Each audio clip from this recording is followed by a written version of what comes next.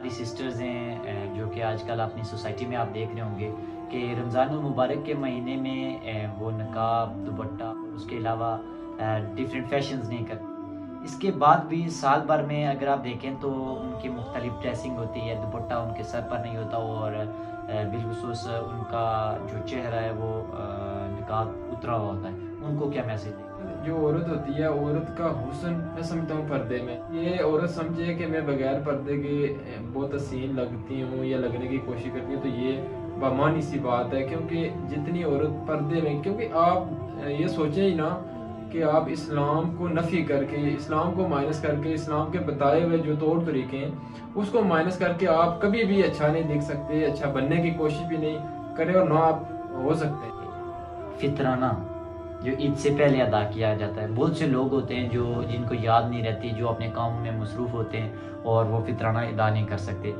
कौन से ऐसे लोगों पर ये फितराना लग सकता है और कब देना चाहिए, ईद से पहले या ईद के दिन? गरीब का पहला ख्याल रखें, क्योंकि आपने देना बाद में भी है तो पहले भी है, तो आप पहले दे दें, वो अपने लिए कोई चीज़ें लें। बिस्मिल्लाहिर्रहमानिर्रहीम, अस्सलाम वालेकुम। उम्मीद करता हूँ आप सब खैरियत से होंगे और आज़ाद कश्मीर कोटली तहसील नकियाल और उसके अलावा इस्लामी ममालिक जितने भी हैं रमज़ान मुबारक के रोज़े तो सभी रख रहे होंगे।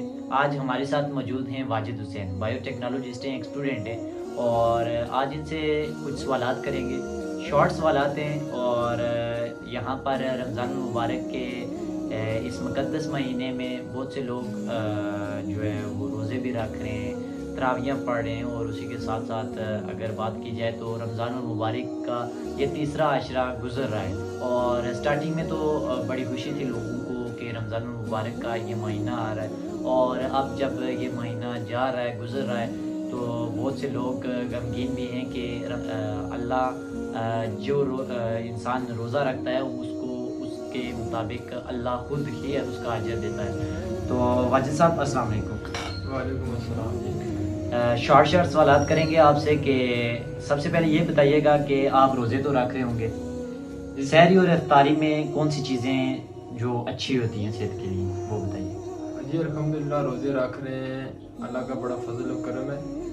तो अगर बात की जाए सहरी की, तो मैं समझता हूँ कि सहरी में बजाय इसके ये नहीं आयली पराठे वगैरह या इस तरह की चीज़ें खाने से आप दूध वगैरह, चावल या इस तरह की चीज़ें इस्तेमाल करें।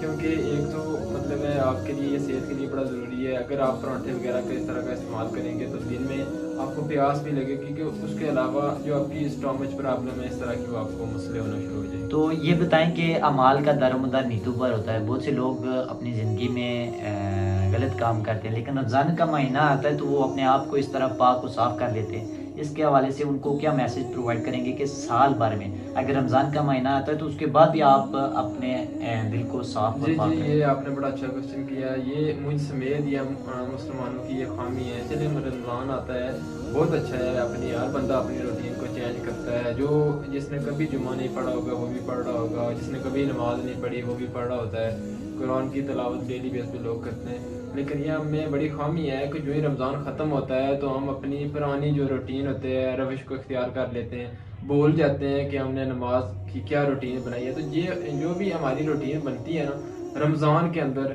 हमें चाहिए कि उसको बाहर रखना चाहिए।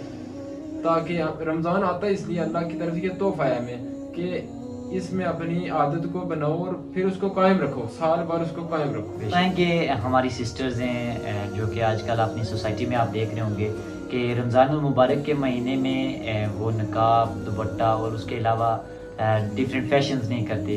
इसके बाद भी साल भर में अगर आप देखें तो उनकी मुख्तलिफ ड्रेसिंग होती है, दुपट्टा उनके सर पर नहीं होता और बिलखुसूस उनका जो चेहरा है वो नकाब उतरा हुआ होता है। उनको क्या मैसेज देंगे?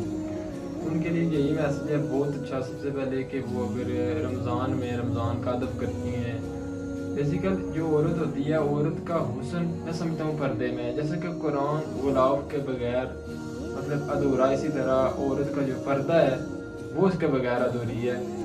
अगर ये औरत समझे कि मैं बगैर पर्दे के बहुत हसीन लगती हूँ या लगने की कोशिश करती हूँ, तो ये बमानी सी बात है। क्योंकि जितनी औरत पर्दे में, क्योंकि आप ये सोचें ही ना कि आप इस्लाम को नफ़ी करके, इस्लाम को माइनस करके, इस्लाम के बताए हुए जो तौर तरीके हैं उसको माइनस करके आप कभी भी अच्छा नहीं दिख सकते, अच्छा बनने की कोशिश भी नहीं करे और ना आप हो सकते हैं। तो इसलिए औरत का हुस्न जो भी है वो पर्दे में है। सवाल करूंगा, आप बायोटेक्नोलॉजिस्ट हैं, एक स्टूडेंट हैं, लोगों को क्या राय देंगे कि शाम के वक्त इफ्तार जब वो करते हैं, ज़्यादातर बच्चों और उन लोगों की ख्वाहिश होती है, क्योंकि दिन को रोज़ा रख कर एक इंसान के अंदर ख्वाहिश होती है कि शाम को अच्छी इफ्तारी करे, तो पकौड़े और समोसे ज़्यादातर आज उनसे क्या इफ़ेक्ट इंसान की जिस बीइंग अ बायोटेक्नोलॉजिस्ट मैं यही रिकमेंड करूँगा, यही कहना चाहूँगा कि आप देखें रमज़ान है तो रमज़ान के बहुत फ़ायदे हैं।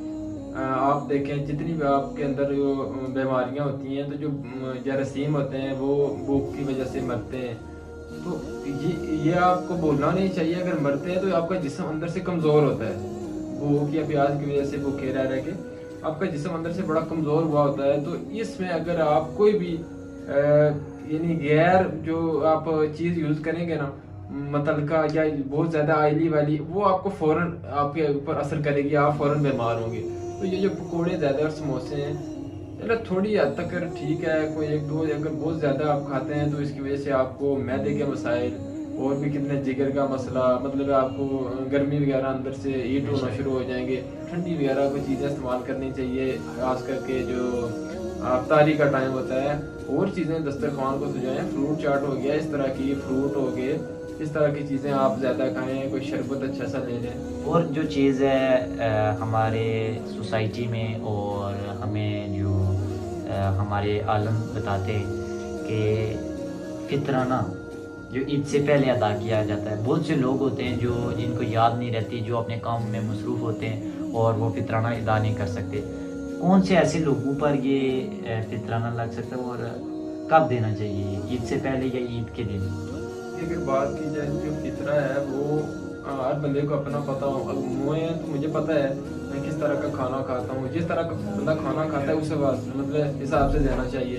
फिर ये है कि जो फितरे के हवाले से है वो आप खुद जो चीज़ें लेते हैं उससे पहले लें, क्योंकि गरीब का ख्याल पहले रखें। इस मुल्क, ये मुल्क ही इस तरह के हैं कि यहाँ पर गरीबों को रुदा जाता है, अमीर अमीर से अमीर होता जा रहा है, गरीब बिल्कुल ही जो है ना पिसता जा रहा है। तो आप ऐसा करें, गरीब का पहला ख्याल रखें, क्योंकि आपने देना बाद में भी है तो पहले भी है, तो आप पहले दे दें, वो अपने लिए कोई चीज़ें ले लें। सारी चीज़ें तो होगी, हमने सब चीज़ों को इनरोल किया। तो अब एक मेन चीज़ जो फोकस हमें करना होगा हमारी सोसाइटी पर, कि बहुत से ऐसे लोग हैं जो बेबसी के आलम में होते हैं, जिनके पास इफ्तार के वक्त, चाहे वो सहरी हो, चाहे वो इफ्तार हो या खाने का कोई भी वक्त हो, ये तो अभी रमज़ान गुजर है, इस वक्त तो सिर्फ सहरी का वक्त होता है और या फिर इफ्तार का। तो उन लोगों को क्या रिकमेंड करेंगे जो साहिब इस्तिताअत हैं, कि कौन से लोग ऐसे हैं जो बोल नहीं सकते और ना ही बता सकते, उनके हवाले से? ये मैं इनको अप्रिशिएट करता हूँ उस तरह के लोगों को कि एक गरीब, मतलब गरीब होना कोई जुर्म नहीं है, गरीब भी हो बंदा और फिर अपनी यानी रिस्पेक्ट को मेंटेन करते हुए आगे ज़िंदगी में चलता हो, कि यानी किसी से मांगना वो मुनासिब ना समझता हो।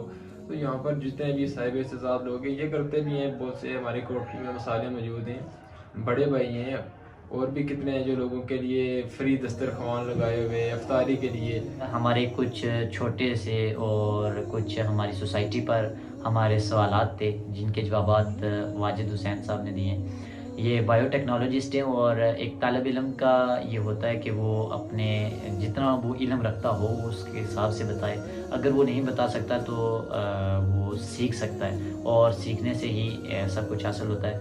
आज हमारे साथ थे वाजिद हुसैन। एक बार फिर किसी नए दिन के साथ, नई स्टोरी के साथ और नए सवालात के साथ आपकी खिदमत में हाज़िर होंगे। फ़िलहाल लीजिए हमें इजाज़त। अल्लाह।